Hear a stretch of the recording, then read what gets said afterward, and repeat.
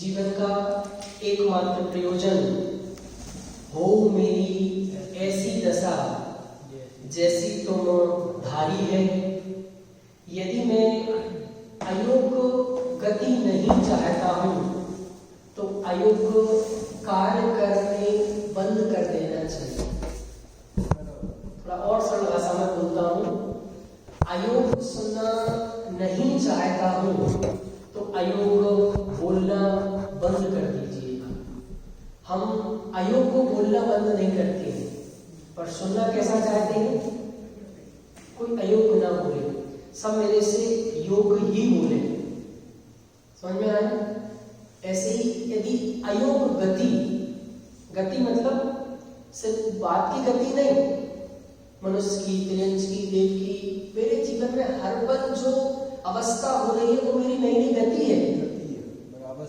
जीव की जो नई अवस्था हो रही है, तो यदि गलत अयोग्य अवस्था नहीं चाहता हूं तो मुझे अयोग्य कार्य करने बंद कर देने चाहिए। इतनी चर्चा अपन पिछले दिनों से कर रहे थे। वो प्रकरण अपना पूरा हो गया था कि अनंत आदि से क्या प्रयोजन सिद्धि होती है, वो चर्चा हमने पूरी की थी। एक बार आप लोग हैं उसे बस मैं समराइज कर देता हूँ और फिर आज एक नया विषय अपन यहाँ से प्रारंभ करेंगे। इसमें मोक्षवर प्रकाशक यदि ग्रंथ है तो आप इसमें निकाल लीजिएगा, अनंत आदि से प्रयोजन सिद्धि। उसमें हमने मुख्य रूप से 3-4 बातें समझी थी। सबसे पहली बात तो हमने समझी थी कि जीव के 3 प्रकार के भाव होते हैं। जीव के मतलब मेरे, जब तक वो जीव बोलते हैं तो वो अनुभूति नहीं होती। कौन कौन से? संक्लेश, विशुद्ध और शुद्ध। और ये प्रतिपल मतलब ऐसा दुनिया में हमें क्या लगता है, ये बातें हमें पढ़ाई जा रही है तो हमारे काम की है, नहीं। ये भाव दुनिया में सभी के होते हैं, या तो हो रहे होते हैं या नहीं हो रहे होते हैं, पर इन 3 भावों से कोई भी जीव दुनिया का खाली नहीं होता है। कौन कौन से? संक्लेश का क्या अर्थ किया था? सम्यक प्रकार से दुख देने वाले भाव। संक्लेश सम्यक प्रकार से दुख देने वाले, किसको? मुझे और दूसरे को। सम्यक प्रकार में, सम्यक प्रकार अच्छे से, मतलब यथार्थ में दुख ही देते। यहाँ सम्यक का यथार्थ नहीं है, या सम्यक मतलब अच्छे से, मतलब यथार्थ में दुख ही देते। यथार्थ में वो भाव दुख देने वाले ही है। तुझे आनंद देने वाले लग सकते हैं, क्या? आनंद देने वाले लग सकते हैं, पर है वो दुख देने वाले भाव ही। तो संक्लेश, दूसरा विशुद्ध, तीसरा शुद्ध। इसके लिए मैंने एक चार्ट बनाया था। पहला बीच का बोला था कि जहां पर प्योर आत्मा है, जहां कोई राग नहीं है, द्वेष नहीं है, कोई बुरा भाव नहीं है, आत्मा को अलावा, आत्मा की अनुभूति के अलावा, कसायों से रहित जो आत्मा की अनुभूति के भाव है, परिणाम है, उनका नाम है शुद्ध। विशुद्ध किसे कहना? उस आत्मा का दिग्दर्शन कराने वाले, आत्मा को बताने वाले, आत्मा को समझाने वाले, जो पंच परमेष्टि हैं, जिनवाणी है, स्वाध्याय है, इनके अनुरूप अपने परिणाम को बनाना। जैसे भी हम स्वाध्याय सुन रहे हैं, आत्मा की प्योर चर्चा सुन रहे हैं, गंभीर से गंभीर बात भी सुन रहे होंगे, तो वो भी शुद्ध भाव नहीं है, वो क्या है? विशुद्ध। और जो आत्मा नहीं है, आत्मा से संबंधित नहीं है, अब इससे बाहर के जो भी भाव है वो सब संक्लेश भाव है। कैसे हैं?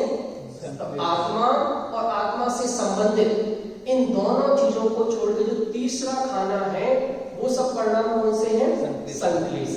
फिर इसमें क्या देखा था कि भाई संक्लेश से पाप का बंध होता है, विशुद्ध परिणामों से पुण्य का बंध होता है, और शुद्ध परिणामों से किसी प्रकार का बंध नहीं होता है। और क्या होता है? जो कर्म बांधे थे वो घटते, उनकी निर्जरा होती है। विशुद्ध में एक चीज और हमने देखी थी, क्या होते हैं विशुद्ध में? कि जो शुभ भाव होते हैं वो बढ़ते हैं, वृद्धि होती है। यदि अशुभ भाव आपने कर रखे तो वो संक्रमित होते हैं, और बहुत तीव्र शुभ भाव हो तो वो पुराने पाप परिणाम घट जाते हैं। पर हमारा अरहंतादिक से मूल प्रयोजन है वीतराग विज्ञान की सिद्धि। ये तो अपन को पता है कि पुण्य तो कहीं दूसरी जगह भी बन सकता है, मंद कसर तो बाहर भी हो सकती है, पर जो वीतराग विज्ञान रूप प्रयोजन की सिद्धि है वो सिर्फ और सिर्फ हमारे अरहंतादिक से ही होगी। क्यों होगी? तर्क, लॉजिक। अरहंतादिक से ही वीतराग विज्ञान की पुण्य बाहर में बन जाएगा। दूसरे भगवंतों के पास दुनिया के जाएंगे तो पुण्य तो वहां भी बन जाएगा, पर बात हो रही है कि जो वीतराग विज्ञान मेरा प्रयोजन है, क्यों? मंगलमय और मंगल करने वाला सिर्फ और सिर्फ वीतराग विज्ञान है। उसकी सिद्धि सिर्फ आपके माध्यम से ही क्यों होती है? मतलब वो सीधा सा लॉजिक है भाई, वो आपके पास है तो वो आप ही दे सकते हैं, इसके अलावा दुनिया में किसी के पास है ही नहीं। दुनिया के जो दूसरे देवी देवता भगवान है उनके पास वो वीतरागता और विज्ञानता है ही नहीं। जब उनके पास है ही नहीं तो वो कैसे दे सकते हैं? किसी कीमत पर नहीं दे सकते हैं। तो इस बात की डंके की चोट पर हमें इसकी गर्वानुभूति होनी चाहिए कि जो मुझे मिले हैं वो सर्वोत्कृष्ट मिले हैं। समझ में आ रहा है? इसके बाद फिर अपन ने देखा था कि अरहंतादिक से हमारी प्रेम की सिद्धि कैसे होगी, तो 5 बिंदु थे कि सबसे पहले अरहंतादिक के आकार का अवलोकन करना चाहिए, आकार के बाद उनके स्वरूप का विचार करना चाहिए, स्वरूप के बाद उनके वचन सुनना चाहिए, वचन सुनने के बाद उनके निकटवर्ती होना चाहिए, निकटवर्ती के बाद उनके जैसा अनुकरण करना चाहिए, प्रवर्तन करना चाहिए। और एक 5वां क्या बताया था? उत्तरोत्तर है। जब भी भगवंतों के दर्शन करने जाए तो सबसे पहले क्या करना? उनके आकार का अवलोकन करना, आकार का विचार नहीं करना कि कैसा आकार है, कैसा आकार है, आकार का तो अवलोकन करना बहुत शांत मुद्रा से। इसके बाद उत्तरोत्तर है मतलब गहराई आ रही, उनके स्वरूप का विचार करना। और स्वरूप का विचार कैसे करना? सोहम, सोहम मतलब वह में, वह में, वह में, हे भगवान जैसे आप हैं वैसा ही मैं। उसके बाद उनके वचन सुनना, इसके बाद निकटवर्ती होना। निकटवर्ती होने का बताया था, निकटवर्ती होना मतलब उनके पास में अपना पैर डाल लेना, अपनी कुर्सी भगवान के पास ही डाल लेना। उन जैसी सोच बनाना। हाँ, उन जैसी थिंकिंग कि भाई भगवान कैसा सोचते हैं। ये बात कही थी ना कि जो मुक्ति में होना है, मुक्ति के मार्ग में भी वही होना है। आज हम भटक क्यों रहे हैं पूरी दुनिया? मुक्ति का मार्ग कुछ अलग चाहते हैं। भाई मुक्ति में कुछ अलग होगा, मुक्ति में तो शांत बैठना है, अकर्तृत्व रहना है, शायद लगता दृष्टा रहना है, उसके मार्ग में कुछ करना पड़ेगा, उसके मार्ग में कुछ अलग होगा। नहीं, जो मुक्ति में है उसके मार्ग में भी सेम प्रोसेस है। यहाँ क्वांटिटी का अंतर हो सकता है पर क्वालिटी सेम है। क्या बोला? जो अकर्तृत्व की अनुभूति मोक्ष में होनी है, उसकी एक कणिका, उसकी एक किरण इस मुक्ति के मार्ग में होती है, और जितनी बढ़ती जाती है वो उतना मोक्ष के नजदीक पहुंचते जाती है। इतनी चर्चा कही थी। फिर इसके बाद अपन ने देखा था कि भाई ये सब बातें तो ठीक है, अरहंतादिक से कोई लौकिक प्रयोजन की सिद्धि भी होती है क्या? तो कहा था होती है। जब हम अरहंतादिक का गुणानुवाद करते हैं तो हमारे परिणाम शुद्ध होते हैं, इससे पुण्य बनता है और सहज ही वो पुण्योदय में आता है। तो जो प्रतिकूलता आने वाली होती है वो सहज ही दूर हो जाती है। पर इसमें अंतिम बात ये देखी थी, बहुत अच्छी बातें लिखी थी। इस प्रयोजन से कुछ भी अपना हित नहीं होता। तो लौकिक प्रयोजन सिद्ध तो होता है पर उससे अपना कुछ हित नहीं होता। क्यों? पुण्य बना। तो पुण्य से क्या मिलता है? भोग सामग्री। और वो कहाँ असर दिखाती हैं? शरीर पर या बाहर में। मतलब जो कुछ मिला उससे आत्मा को क्या मिला? सोचो, पुण्य के उदय में जो कुछ भी मिला, अच्छा शरीर मिल गया, अच्छा मकान मिल गया, अच्छी गाड़ी मिल गई, तो किसको मिला? आत्मा को तो नहीं मिला ना। समझ में आया? परंतु इस प्रयोजन से कुछ भी अपना हित नहीं होता, क्योंकि यह आत्मा कसाय भावों से बाह्य सामग्री में इष्ट अनिष्टपना मानकर स्वयं ही सुख दुख की कल्पना करता है। अब एक ही पंक्ति काफी है प्रवचन के लिए और जीवन जीने के लिए। क्या बोला? आत्मा कसाय भावों से बाह्य सामग्री में इष्ट अनिष्टपना मानकर, मतलब कि बाह्य सामग्री इष्ट अनिष्ट रूप है ही नहीं, सामग्री तो सामग्री रूप है। वो घटना याद होगी ना आपको महात्मा गांधी जी की। जब महात्मा गांधी जी विदेश में पढ़ते थे तो एक ऐसे राइटिंग कंपटीशन हुआ, निबंध लेखन प्रतियोगिता में भैया, और उस निबंध लेखन प्रतियोगिता का सब्जेक्ट था माँ। तो 3 घंटे का टाइम था, 30-40 पेज की कॉपी दी गई, लोग लिखे जा रहे, भरे जा रहे, माँ के ऊपर, माँ ऐसी होती, माँ ऐसी होती, माँ ऐसी होती, माँ ऐसी होती है, माँ ऐसा कर देती, माँ वैसा कर देती है। 2 घंटे, 2.5 घंटे, 2:50, 55, 57, गांधी जी की पूरी कॉपी खाली। 59 मिनट पर एक वाक्य लिखा, माँ तो माँ जैसी होती है।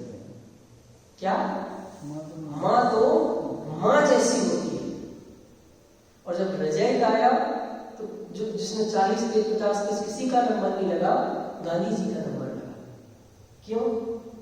एक वाक्य में पूरी बात कह दी। अब ऐसी दुनिया की सारी वस्तुएं कैसी हैं? वस्तु तो वस्तु जैसी है, ना वो अच्छी है ना वो बुरी है।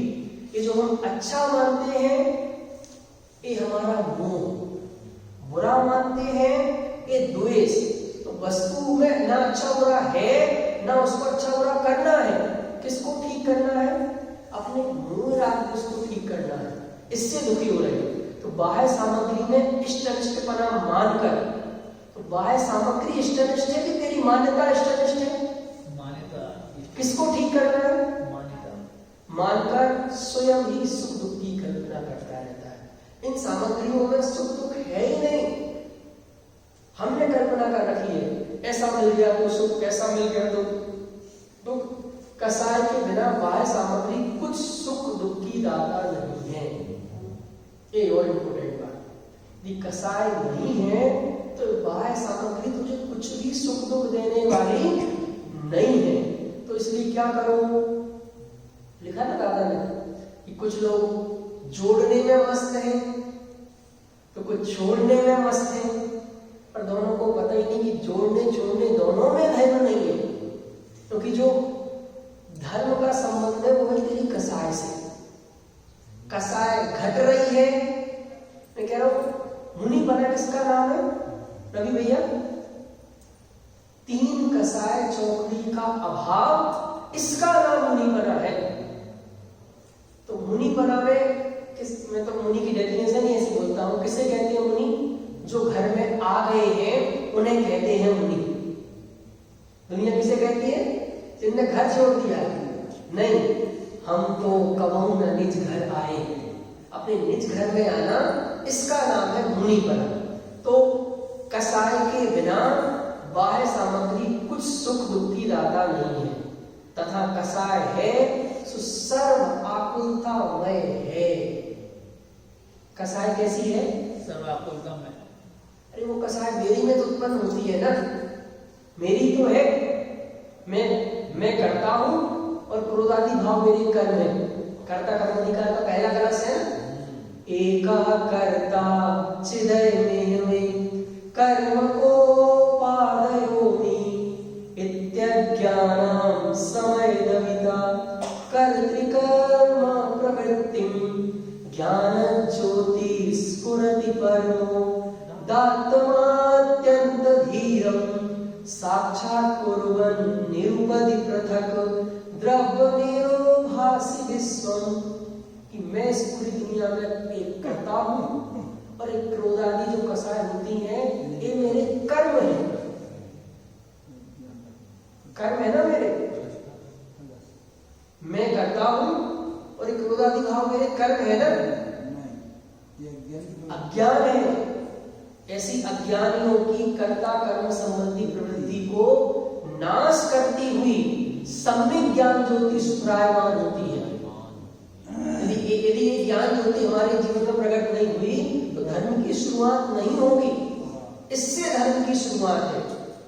पंक्ति भी है ना, कांटों सी पैदा हो जाती चैतन्य सदन के आंगन में। कांटे कैसे होते हैं, क्या करते हैं कांटे, चुभते हैं। तो बाहर में कांटे तो चुभते हैं, ये कसाएं चुभती हैं क्या, जब मोड़ डालते उसके परिणाम हर पल हो रहे हैं, कसाय के परिणाम हो रहे हैं, ये चुभते हैं क्या। सचमुच जिस दिन से चुभने लगे उस दिन की बात खत्म हुए बिना नहीं रहेंगे, पर अभी चुभ ही नहीं रहे।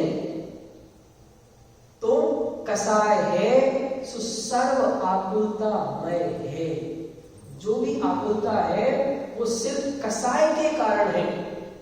आकुलता को आज की लैंग्वेज में बोलो स्ट्रेस, डिप्रेशन, टेंशन, एंजाइटी, ये तो आकुलित हो रहा है। उस कसाय की जड़ में क्या है, इस टेंशन की जड़ में क्या है, कसाय। और इसके लिए और सरल भाषा में कहता हूं मैं कि आज मैं सबकी क्लीनिंग करता हूं, हर चीज की क्लीनिंग करता हूं, कपड़े की क्लीनिंग करता हूं, शरीर की क्लीनिंग करता हूं, फल लाता हूं तो फल को 3-3 बार धोता हूं। मतलब दुनिया की कोई भी चीज हो, मंदिर में बैठे ना इसकी क्लीनिंग करेंगे, हर चीज की क्लीनिंग। पर मैं अपने परिणामों की क्लीनिंग कब करता हूं, परिणामों में कसाय उत्पन्न हो रही ना, तो कसाय से मैं गंदा हो रहा हूं, उस गंदे को सफाई करना। इसलिए इंद्रिय जनित सुख की इच्छा करना और दुख से डरना यह भ्रम है। किसकी, इंद्रिय जनित सुख की इच्छा करना और दुख से डरना एक भ्रम है। पुनश्च इस प्रयोजन के हेतु अहंकारी की भक्ति करने से भी तीव्र कसाय होने के कारण पापबंध ही होता है। तो जो इंद्रिय सुख के लिए भगवान की भक्ति पूजन अभिषेक करते हैं कि मुझे ये मिल जाएगा तो मैं पूजा करूंगा, लोग तो आजकल कहने ही ऐसे लगे हैं, अंकित भैया यदि मैं नहीं जाऊं तो बेचारे भगवान का क्या होगा, कौन प्रक्षाल करेगा। अरे ऐसा मत बोलो, बेचारे भगवान का क्या होगा, हम नहीं जाएंगे तो हमारा क्या होगा, मैं प्रक्षाल नहीं करूंगा तो मेरा क्या होगा, मैं अभिषेक नहीं करूंगा तो मेरा क्या होगा, मैं पूजन नहीं करूंगा तो मेरा क्या होगा। उस समय सोचो मेरे कैसे कैसे परिणाम होंगे। इसलिए अपने को इस प्रयोजन का अर्थी होना योग्य नहीं है। किस प्रयोजन का, उनसे किसी प्रकार की कोई कामना का। क्यों, भगवान से नहीं मांगेंगे तो किससे मांगेंगे। जगत में तो तर्क ही चलता है ना, भाई हमें तो सबसे बड़े बुरे दिखते हैं, उन्हीं से नहीं मांगेंगे तो किससे मांगेंगे, अपनी बात उनसे नहीं किया तो किससे, उनसे नहीं कहे तो किससे कहें। पर इसको समझो लॉजिक को, जो व्यक्ति आपको पूरी निधि दे सकता है ना, उससे छोटी छोटी चीजें नहीं मांगना चाहिए, वो तो स्वयं मिल जाती है। हाँ क्या बोला, जिससे आपको पूरी निधि मिल सकती है उससे छोटी छोटी चीजें नहीं मांगनी चाहिए। और क्यों नहीं मांगना चाहिए कि वो ऐसे महापुरुष हैं, ऐसे व्यक्तित्व हैं कि जो उनकी शरण में आता है वो उसे अपने जैसा बना लेते हैं।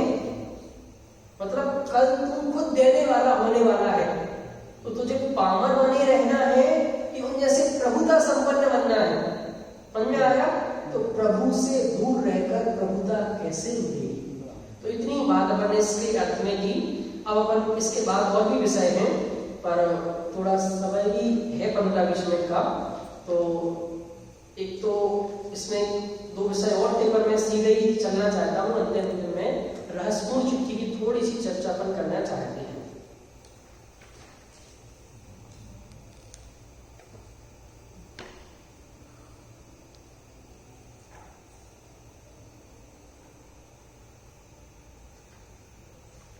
मिला आपको?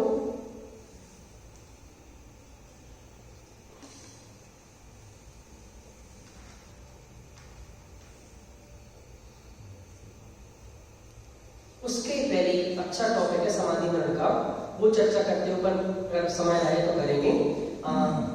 पंडित टोडरमल जी के सुपुत्र पंडित गुमानी लाल द्वारा रचित समाधि मरण का स्वरूप। अपन ये पढ़ते नहीं है। अब कितने लोग हैं पढ़ा, राजपूत जी ठीक पढ़ लेते हैं, पूरा मुझ में पका सकती, इसको बीच में छोड़ देते हैं। तो इसको अपन थोड़ा सा पढ़ते हैं, इसकी चर्चा करके बात पूरी करेंगे। हे भगो तू सुन, अब समाधि मरण का लक्षण वर्णन किया जाता है। समाधि नाम निकसाय का है। किसका नाम है समाधि? निकसाय।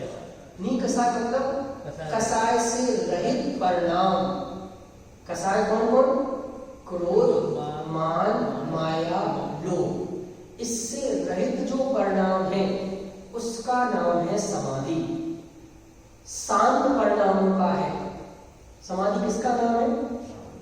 शांत परिणामों का। देखो इस पे भी थोड़ा सा सोचना, जो अपन को आजकल जो सुनने वालों को थोड़ा एक व्यसन जैसा हो गया ना, तो उनको लगता है समाधि के टाइम पे मुझे ये सुना देना, मुझे ये सुना देना, ये नहीं सुनाए तो आकुलित हो जाते हैं, व्याकुलित हो जाते हैं, वो क्यों सुना दिया, वो क्यों नहीं सुनाया। अरे शांत परिणामों का नाम समाधि है। कुछ सुनाओ नहीं, जीवन भर सुनाई तो है, अब तो उसका अनुभव करने का समय है। देखो सचमुच जो बीमार आदि होते हैं ना, ये बहुत अच्छी चीज है। और मैं तो अभी सोच भी रहा था, और मैंने उत्तम संयम के देने बात बोली भी थी। मैं कहा था कि जो ट्रीटमेंट होता है ना आजकल, चाहे एलोपैथी का हो, किसी का भी हो, दवाई ववाई से कोई ठीक नहीं होता, ना यहाँ की ना वहां की, किसी दवाई से नहीं। आप अपने संयम से ठीक होते हैं। संयम से मतलब इस बॉडी को थोड़ा रेस्ट चाहिए, थोड़ा रिलैक्स चाहिए, थोड़ा कुछ क्लीनिंग के लिए कुछ खाए पिए नहीं, परिणामों में जो चंचलपना चल रहा था ना, इससे मेन बीमारी का कारण है आपकी आकुलता, आपकी व्याकुलता। आप देख लेना, ये जो शेयर मार्केट वाले लोग होते हैं ना, इनकी डेथ बहुत जल्दी होती है। मरण। आप राकेश झुनझुनवाला को जानते हो? 60-61 साल में चला गया। हाँ, कब का चला गया पता नहीं आपको। समझ में आया? मतलब जिनके परिणामों में बहुत आकुलता व्याकुलता होती है, समझ में आया? तो दो बीमारी का मेन कारण। तो मैं क्या कह रहा था? मैं ये कह रहा था कि वहां भी आप अपने शांत परिणामों से बॉडी को आपने थोड़ा रिलैक्स दिया, बॉडी का संयम मतलब बॉडी का शांत किया, मतलब कुछ आलतू फालतू चीजें डाल नहीं रहे, कुछ डॉक्टर कह रहे हो जाएगा, रिलैक्स है, परिणामों में आकुलता व्याकुलता नहीं है, दुनिया भर की खबर नहीं है, ज्यादा तो उसने डोज दे रखे हैं कि तुम ज्यादा नींद में ही पड़े रहो। समझ में आया? तो वहां की दवाइयों से ठीक नहीं हो रहा है, हॉस्पिटल से ठीक नहीं हो रहा है, अपने संयम से ठीक हो रहा है। तो जब शरीर संयम से ठीक हो सकता है, तो तेरा समाधि मरण संयम से क्यों ठीक नहीं हो सकता है? तो शांत परिणामों का नाम है समाधि। इसके बाद भेद विज्ञान सहित कसाय रहित शांत परिणामों से मरण होना समाधि मरण है। हमें क्या लगता है, अभी थोड़ी हमारा समाधि मरण हो रहा है।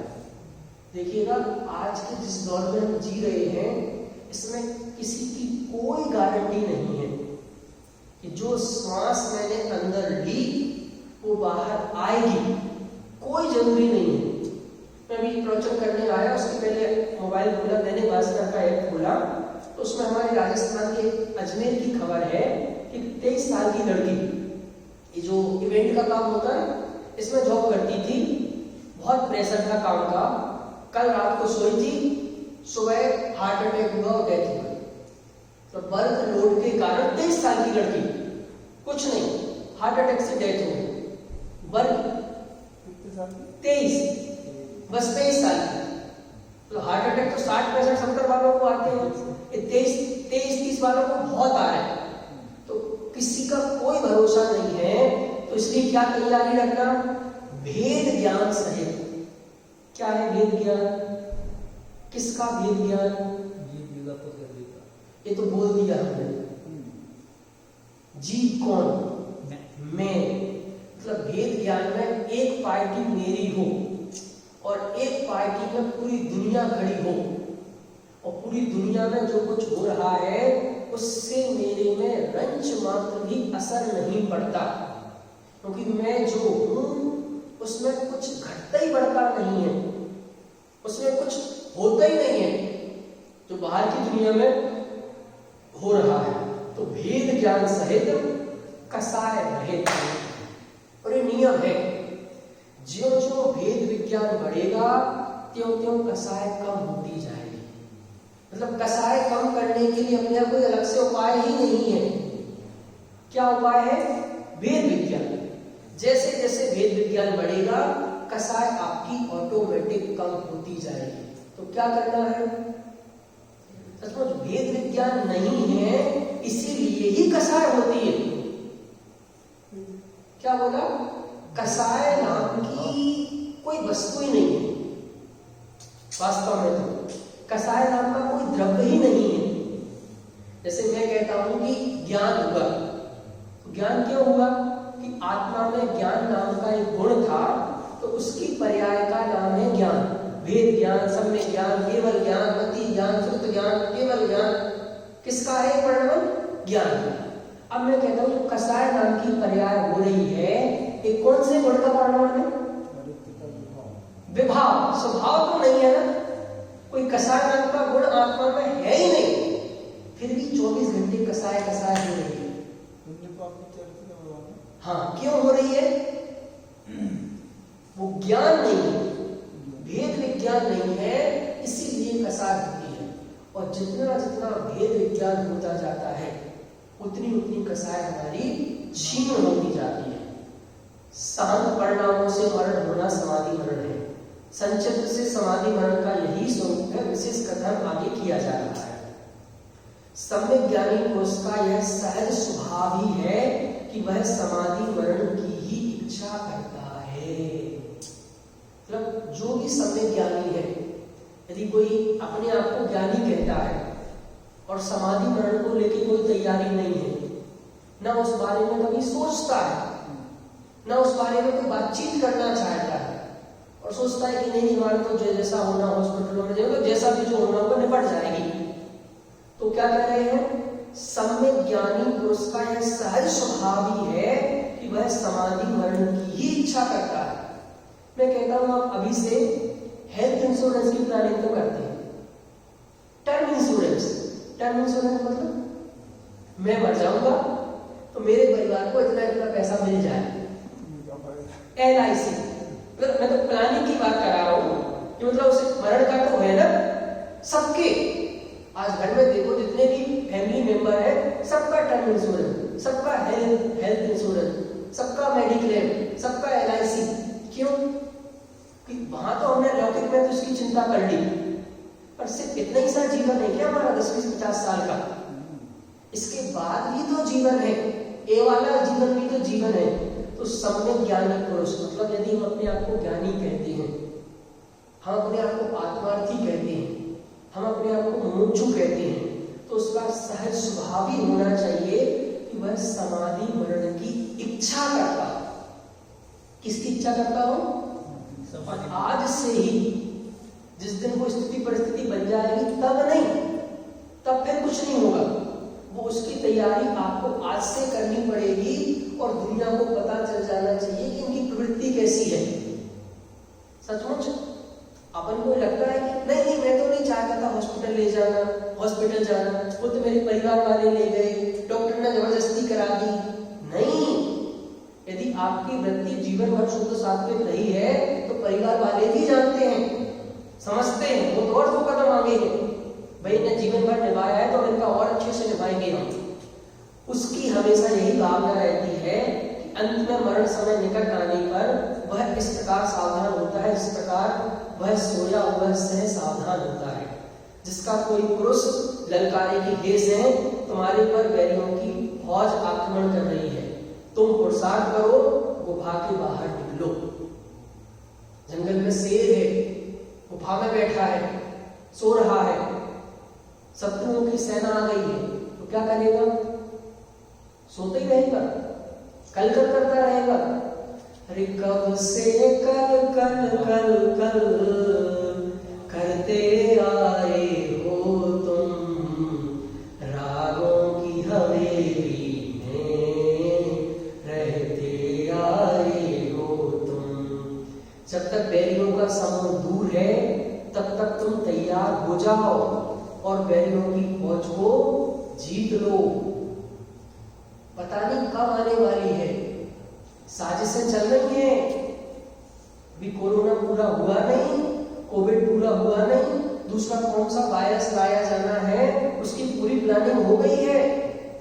बस कुछ समय बचा है, 2-5 साल बाद उससे बड़ा कोई आने वाला है और वो पूरा एक गेम है, बिजनेस गेम है, बड़ा बिजनेस गेम है। हम छोटा मोटा करते हैं, बड़े बड़े राष्ट्र मिलकर करते हैं। समझ में आया? जब तक बैरियों का समूह दूर है तब तक तुम तैयार हो जाओ और बैरियों की फौज को जीत लो। महान पुरुषों की यही रीति रही है कि वे शत्रु के जागृत होने से पहले तैयार होते हैं। शत्रु आए तब तैयार होगे तो कुछ नहीं होगा, उसके पहले से तैयार रहना है। अभी से बिल्कुल सजग, बिल्कुल तैयार रहना है कि अगले समय भी मेरी मौत हो। और अभी चांसेस ज्यादा है क्योंकि हम हर दूसरे दिन गाड़ियों में बैठ रहे हैं, गाड़ी कोई 100-150 से नीचे चलती नहीं है। वो तो ट्रेवल्स वाले हैं ना, तो दूसरी राइड लेनी है जल्दी से, एक जल्दी कैसे पूरी करेंगे तो दूसरी मिले, वो तो दूसरा हमने फोन करके रखा बस 5 मिनट में आ रहा हूँ, ट्रेन को जल्दी हो से दूसरा अपना राउंड पूरा करना है। सब भागे जा रहे हैं, भाग रहे हैं इस कमाने के चक्कर में। लोगों का क्या होगा वो दुनिया जाने। जो शत्रु जागृत होने से पहले तैयार हो जाए, उस पुरुष के ऐसे वचन सुनकर शार्दूल तत्क्षण ही उठा और उसने ऐसी गर्जना की मानो आषाढ़ मास में इंद्र ने गर्जना की हो। बता दो अपनी गर्जना से, अपने तप से, अपने त्याग से, अपनी साधना से कि मैं समाधि के लिए एकदम बिल्कुल तैयार हूं।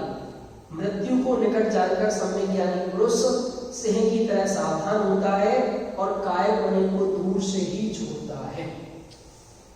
कैसा तैयार होता है, क्या सावधान होता है और कायर बना छोड़ता है।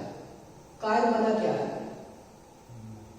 सचमुच जो मैं नहीं हूं वह अपने आप को मानना, इसका नाम है कायर बना।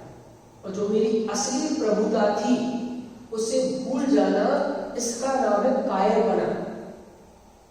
मैं इस शरीर की सांस संभालने में मस्त हो रहा हूं और इस जितना ही अपने आप को माने बैठा हूं। अरे तो कह रहे हैं कि जो मरता है वह मैं नहीं और जो मैं हूं वो कभी मरता नहीं। समझ में आया? इसके बाद समय हो गया है, बस 2 टॉपिक और हैं। सम्यक दृष्टि कैसा है? उसके हृदय में आत्मा का स्वरूप दैदीप्यमान प्रकट रूप से प्रतिभासता है। जो समाधि की तैयारी करने वाला कौन है? वास्तव में सम्यक दृष्टि की ही समाधि की तैयारी होती है। जो सम्यक दृष्टि नहीं है उसकी समाधि होती ही नहीं है। तो बाहर का क्रियाकांड कर दिया, ऐसा कर दिया, वैसा कर दिया, ये करा दिया, वो करा दिया, इसका नाम समाधि है ही नहीं। तो असली समाधि किसकी? सम्यक दृष्टि की ही समाधि होती है। क्यों? उसके हृदय में आत्मा का स्वरूप दैदीप्यमान प्रकट रूप से प्रतिभासता है। दैदीप्यमान मतलब बिल्कुल सूर्य जैसा दैदीप्यमान, दूसरी कोई चीज दिखी नहीं। तो जब सूर्य दैदीप्यमान होता है ना तो फिर दूसरा कोई प्रकाश दिखता ही नहीं, दूसरी कोई चीज दिखती नहीं, प्रकट रूप से प्रतिभासता है। मतलब सूर्य ही दिखता है, फिर दिन में कोई दूसरी चीज, अंधेरा दिखता है क्या कहीं? जब सूर्य एक बार निकल आए ढंग से तो अंधेरा कहीं नहीं दिखता है आपको। वैसे ही किसके हृदय में? किसके हृदय में? ज्ञानी के समय मेरे हृदय में आत्मा का स्वरूप दैदीप्यमान प्रकट रूप वह ज्ञान ज्योति को लिए आनंद रस से परिपूर्ण है। कैसे पहचाने कि भाई मुझे आत्मा का स्वरूप देदीप्यमान प्रतिभासित हो रहा है? मतलब ये थोड़ी सी समझने वाली बात है कि सब आत्मा की बात कर रहे हैं, पर वो आत्मा ही है कि किसी दूसरी चीज को आपने आत्मा मान लिया? तो ना भ्रिकुटी में आत्मा है, नाक की नोक पे आत्मा है, यहाँ आत्मा है, वहां आत्मा है। आत्मा मतलब क्या? दो चीजें बताई। वह ज्ञान ज्योति को लिए आनंद रस से परिपूर्ण हो, उसका नाम है आत्मा का प्रतिभासन। दो शब्द, जहां ज्ञान ज्योति हो और ज्ञान ज्योति के साथ साथ आनंद हो। देखो कुछ लोगों ने क्षयोपम ज्ञान को ज्ञान मान लिया, तो कह रहे मुझे आत्मा मिल गई। नहीं, वो तो यूज्ड ज्ञान है। जो इतना सारा क्षयोपम ज्ञान हम लादे हैं, जो भी हमने जानकारी इकट्ठी करके रखी है अपने भैया, जो कुछ भी ज्ञान है वो सम्यक ज्ञान नहीं है, वो आत्मा नहीं है, वो तो यूज्ड हो चुका है। आपके ध्रुव में से, आत्मा में से जो प्रतिपल ज्ञान की तरंग उठ रही है, समझ में आया? प्रतिपल प्रतिभासित हो रहा है, तो जिसमें से धारा उठ रही है ज्ञान की, वह और ये जो धारा उठी ये ही मैं हूं। समझ में आया? और ये धारा उठी और उस धारा में ध्रुव जानने में आ गया। उस दिन दिया था ना एग्जाम्पल कि पावर हाउस से इस स्विच में करंट आ रहा है, पर बल्ब कब जलेगा? आप अपने तार इसमें लगाओ, मतलब उस बोर्ड में कमी नहीं है। ऐसे ही आपके ध्रुव में से तो ज्ञान की हर पल धारा उठ रही है, पर ये वाली धारा उस ज्ञान में कनेक्ट हो जाए। क्या बोला? ये जो वर्तमान ज्ञान की धारा है ये ध्रुव से जुड़ जाए, तो ज्ञान ज्योति को लिए आनंद रस से परिपूर्ण है। आत्मा का प्रतिभासन मतलब जहां ज्ञान ज्योति है और जहां ये प्रतिभासित होता है ना, ये जो ज्ञान की धारा है, ये जानन बना है, यही मैं हूं, बस यही मैं हूं, यही मेरा काम है, इसके अलावा मैं कुछ कर ही नहीं रहा हूं, तो आनंद की धारा उठती है। मतलब जहां ज्ञान है वहां आनंद है, जहां ज्ञान नहीं है वहां आनंद नहीं है। वह अपने को साक्षात पुरुषाकार अमूर्तिक, अमूर्तिक मतलब क्या होता है? मूर्तिक जिसे इंद्रियों से देखा जाए, 5 इंद्रियों के माध्यम से देखा जाए वो मूर्तिक है। और अमूर्तिक मतलब जो इंद्रियों से नहीं देखा जाए, वो सिर्फ अतीन्द्रिय ज्ञान से देखा जाए। तो जो मेरा ज्ञान है वो अतीन्द्रिय ज्ञान है, और वो अतीन्द्रिय ज्ञान से ही पकड़ में आता है। चैतन्य धातु का पिंड क्या है? मेरा आत्मा चैतन्य धातु, चैतन्यपना, चैतन्यपना, चैतन्यपना, अनंत अक्षय गुणों से युक्त चैतन्य देव ही जानता है। ऐसा अपने आत्मा को जानता है, उसके अतिशय से ही वह परब्रह्म के प्रति रंच मात्र भी रागी नहीं होता है। इसका ऐसा अतिशय है। किसका अतिशय?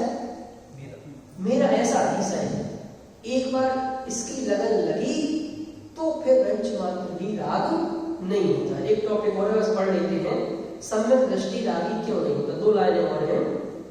बात कही थी ना कि जो अतिशय सम्यक दृष्टि है वह रंच मात्र भी रागी नहीं होता है। हमें तो दिखता है राग होता हुआ,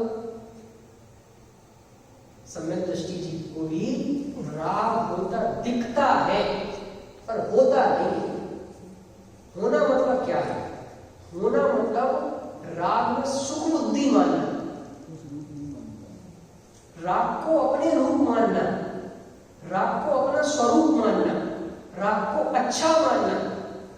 देखो कोई व्यक्ति है तो उसके अंग में भी कैंसर हो सकता है, कोई फुंसी फोड़ा हो सकता है, पर एक ज्ञानी और अज्ञानी में क्या अंतर है? जो अज्ञानी है उसे संभाल के रखता है, नहीं नहीं ये तो मेरे शरीर का है, मेरे शरीर का है, नहीं नहीं नहीं दर्द होता है, ऐसा होता है, ऐसा होता है। वो ज्ञानी क्या करता है, उसे पहचान करके उसे अलग करने की कोशिश में वेद विज्ञान कर रहा है प्रतिपल। सम्यक दृष्टि और मिथ्या दृष्टि में यही अंतर है। सम्यक दृष्टि रागी क्यों नहीं होता, वह अपने निस्वरूप को ज्ञाता दृष्टा, अपने स्वरूप को कैसा ज्ञाता दृष्टा, ये जो ज्ञाता दृष्टा की धारा चल रही है, यही मेरा स्वरूप है, यही मैं हूं। पर द्रव्यों से भिन्न जितने भी दुनिया के पदार्थ हैं वो जानने वाले नहीं है, इसलिए मैं नहीं है, मेरे नहीं है। क्या बोला, यदि ये ग्रंथ जानने लगे ना तो मैं मेरा स्वरूप हो सकता है। अरे जानने वाला नहीं है, ये आनंद करने वाला नहीं है, इसलिए ये मेरा स्वरूप नहीं है। शाश्वत अविनाशी जानता है, अपने स्वरूप को कैसा बताया, ज्ञाता दृष्टा, पर द्रव्यों से भिन्न, शाश्वत और अविनाशी जानता है। पर द्रव्य को रागादि को क्षणभंगुर, ये पर द्रव्य कैसे है और रागादि कैसे है, क्षणभंगुर। मैं कहता हूं कि मैं किसी भी कोई भी चीज बताओ, मैं राग कर लूं, पर वो खत्म क्यों हो जाती है, फिर मुझे दुखी होना पड़ता है। जैसे शरीर है, मैं ठीक है इससे राग कर लेता हूं, पर कितनी देर टिकता है और एक जैसा ही रहे, बदले नहीं। जैसा मेरा आत्मा एक रूप अनादि काल से है, वैसा ही रहे, तो वैसा ही नहीं रहता, हमारे अनुसार नहीं चलता। चलता है क्या, देखो पिछले 60-70 सालों से हम इस शरीर की सेवा कर रहे हैं, 9 वर्ष से बढ़ के सेवा कर रहे हैं। यदि रात को 2 बजे भी कहता ना मेरे लिए ठंडी लग रही तो सौर उड़ाते हैं, गर्मी लग रही तो कुछ व्यवस्था करते हैं, तो 9 जैसी सेवा। फिर आप 60-65 साल के हो गए, सब में शिखर आए, पहाड़ की वंदना करनी है, तो निवेदन करो, हे घुटना देव, पूरे जीवन भर सेवा की, एक दिन चल जाओ। सुनते हैं आपके, तो एक दिन भी मेरी बात नहीं मानते, तो उससे राग क्यों करना। तो बिल्कुल क्षणभंगुर, बिल्कुल स्वार्थी और अशाश्वत, कोई भरोसा नहीं। अभी इतना अच्छा दिख रहा है, कब ये भूल जाए, कोई पता नहीं, कब सिर में दर्द हो जाए, कब पेट में दर्द हो जाए, आपसे पूछ के होता है कुछ, तो कोई इसका भरोसा नहीं। अपने स्वभाव से भली भांति भिन्न जानता है, इसीलिए सम्यक ज्ञानी कैसे डरे। किसका डर है हमें, हमें इसका ही तो डर है कि चला ना जाए, पर जो जाता है वो मैं नहीं, और जो मैं हूं वो कभी जाता नहीं। और डर किस बात का सता है 24 घंटे, शरीर को लेके, इसका कुछ हो नहीं जाए, इसका कुछ हो नहीं जाए, इसको सब अच्छी अच्छी सुविधाएं मिलती रहे, ये अच्छा बना रहे, इससे कोई कुछ कहना दे, इसकी प्रशंसा होती रहे, ये ज्यों का त्यों बना रहे। सारी मेहनत हमारी किसमें हो रही है, इसीलिए हम डरे हुए हैं। और जितना जितना हमारा पुरुषार्थ, मतलब अपन दूसरों की क्यों बात करें, कि अपन जो साधना करने वाले लोग हैं, तो अपना भी गणित लगाओ, सुबह हम 5 बजे से लेके उठे और रात को 10 बजे तक हमारा पूरा समय शक्ति किसमें खर्च हो रही है। आत्मा के लिए हम कितना टाइम दे रहे हैं, जो मैं हूं, और जो मैं नहीं हूं उसके लिए मैं कितना टाइम दे रहा हूं। अरे आप निकालेंगे तो 24 घंटे में से 99% हमारा पूरा का पूरा टाइम इसके लिए ही जा रहा है।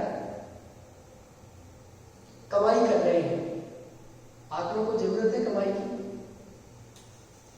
भोजन कर रहे हैं, किसके लिए, इस शरीर संचालन के लिए भोजन अलग है और आपका मन भरने वाला भोजन अलग है। तो हम शरीर संचालन के लिए थोड़ी भोजन कर रहे हैं, वो तो 2 रोटी में भी काम हो जाए, हमारे 1 घंटे की मेहनत से भी काम हो जाए, पर हम तो मन भरने के लिए। मन में आया, तो रागादि को, पर द्रव्यों को, रागादि को कैसा जानना है, क्षणभंगुर जानना है, अशाश्वत जानना है, अपने स्वभाव से भली भांति भिन्न है। कैसे डरे। तो देखो, जीवन में एक ही चीज निकालनी है, उसका नाम है डर। जितना जितना डर निकलता जाएगा आप उतने उतने मोक्ष मार्गी होते जाएंगे। अभी सबसे बड़ी अंदर चीज क्या बैठी है? डर। हर चीज को लेके, शरीर को लेके, समाज को लेके, परिवार को लेके, पैसों को लेके, मतलब किसी न किसी का डर बैठा है हमारे अंदर। और धर्म करने के लिए क्या जरूरी है? डर निकालना है। और एक बार डर निकल गया फिर आपको मोक्ष मार्ग से और सुखी होने से कोई नहीं रोक सकता है। मतलब इसको और सरल भाषा में बोलता हूं कि मुझे मोक्ष मार्ग पर आगे बढ़ने से दुनिया में कोई दूसरा व्यक्ति नहीं यदि रोक रहा है तो कोई वो है मैं स्वयं। और स्वयं में ही मेरा डर। किस पर विजय प्राप्त? मतलब इन सब शास्त्रों का, इन सब चीजों का एकमात्र प्रयोजन है आपका डर निकालना। थोड़ी और डिटेल में बात करता हूं। आज पूरी दुनिया में धन के नाम पे धंधा चल रहा है। ये किस बात का धंधा है? डर का। डर का ही तो धंधा है। भाई तो ऐसा नहीं करोगे तो ये हो जाएगा, ऐसा नहीं करोगे तो ये हो जाएगा, फलाने जी पे नहीं आए तो ये हो जाएगा। अब इतना डरा रखा है कि उसे वो चीजें करनी है। और जिसका जितना जितना डर निकलता जा रहा है वो उतना उतना सुखी होता जा रहा है। समझ में आया? तो मोक्ष मार्ग पर आगे बढ़ने के लिए क्या करना है? डर निकालना है। किसका डर निकालना है? शरीर को अपना माना है, उससे ही सारे डर खड़े हैं। डर की, भय की जड़ क्या है? शरीर। मतलब पर ब्रह्म को अपना मानना। ए मैं हूं इसलिए सारे डर खड़े हैं। ये जब मैं ए ही नहीं हूं, मैं तो आत्मा हूं, दुनिया किसका बिगाड़ेगी? कुछ बिगाड़ेगी। किसका बिगाड़ेगी? शरीर का। और वो मैं हूं नहीं, मैं तो कौन हूं? आत्मा। तो अंतिम बड़े पंडित साहब की 4 पंक्तियां, एक 4 पंक्तियां और पहले आपको सुनाता हूं, जो मैंने पहले भी सुनाई थी। हम क्या कर रहे हो, क्या करना है? कर्म बंधन काटने को कर्म ही करते रहे, कर्म ही करते रहे तो कर्म ही बंधते रहे। वीतरागी भाव ही है धर्म यह जाना नहीं, निज आत्मा को आत्मसंग ही आज तक माना नहीं। कर्म काटने के नाम पर हमने कुछ और दूसरे नए कर्म खड़े कर लिए कि मैं ये वाला कर्म करूंगा तो कर्म कट जाएगा। पर कर्म बंधन काटने को कर्म ही करते रहे। जब कर्म ही करते रहे तो कर्म ही बंधते रहे। वीतरागी भाव ही है धर्म यह जाना नहीं, निज आत्मा को आत्मसम आज तक माना नहीं। कैसे मानेंगे? अपना सुख अपने में देखेंगे हम, अपना वैभव अपने में खोजेंगे हम, अपने दुख के कारण अपने में ही ढूंढेंगे हम, तो शीघ्र ही पाएंगे मोक्ष रूपी लक्ष्मी को। हम सब शीघ्र ही इस पावन सिद्ध तीर्थ क्षेत्र पर विराजे हैं और ऐसे ही तीर्थ क्षेत्रों से हम सब निर्वाण की मोक्ष की प्राप्ति करें। इसी मंगल भावना के साथ अभी की वाणी को